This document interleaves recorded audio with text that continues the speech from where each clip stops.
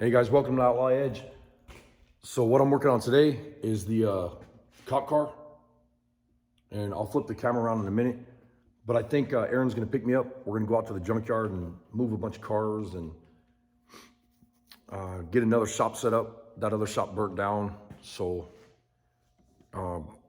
like I said, we lost everything out there, and so we're gonna work on getting another shop set up, and that's what I'm gonna probably help him do today. So as soon as I hear from him, and I gotta clean up this mess.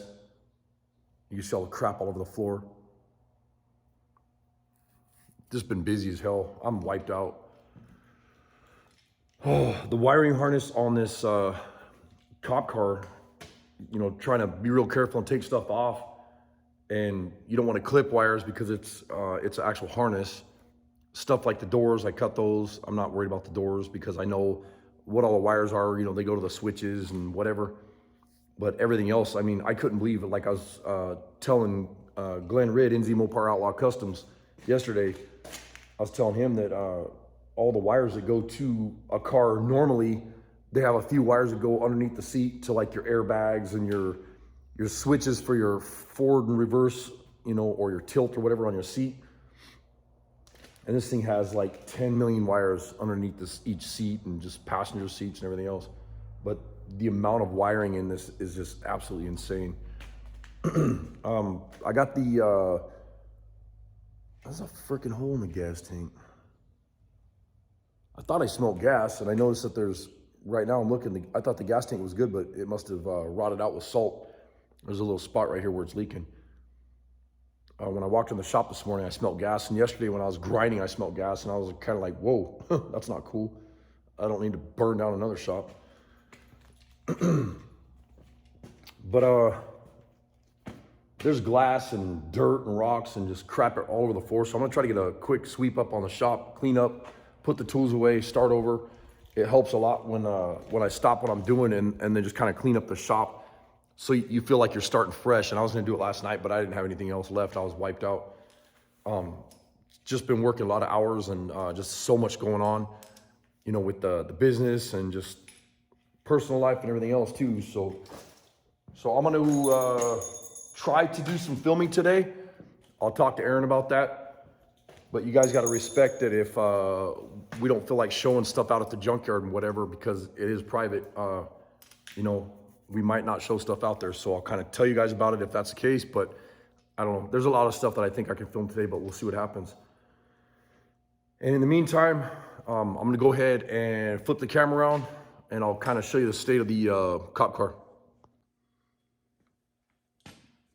So everything I've been,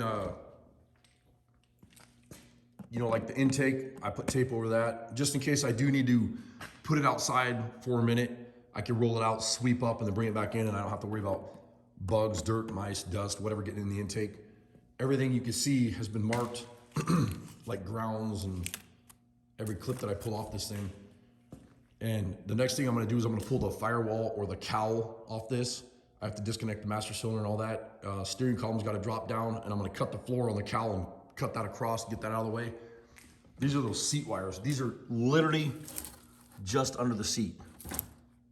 Come on, Ford, that's ridiculous. I don't know why they need all those stupid ass wires. It's almost like they make stuff so safe that it's unsafe. And you guys that do cars, you know what I'm talking about. This section here, I had to cut through here to get the body mounts out, and that section's off. And then the next section, I'm gonna cut this. I'm just quartering everything so that it's, I'm doing this by myself, so it's easy for me to flip this up and over and take it and put it in the back in the scrap metal pile. This is that. You see where the gas tank is all wet right there. And then I have my tripod extended, so it's hard to bend all the way down, but you can see the wet spot right there. So it is leaking just a little bit. So I was gonna try to use that gas tank. Sorry. Try to use that gas tank. Sorry about the crappy camera work. But it doesn't look like I'm gonna be able to use it. There's the rest of the cop car right there. The seats, those are going to Zach. And this is all the glass and crap from yesterday, fenders and whatever.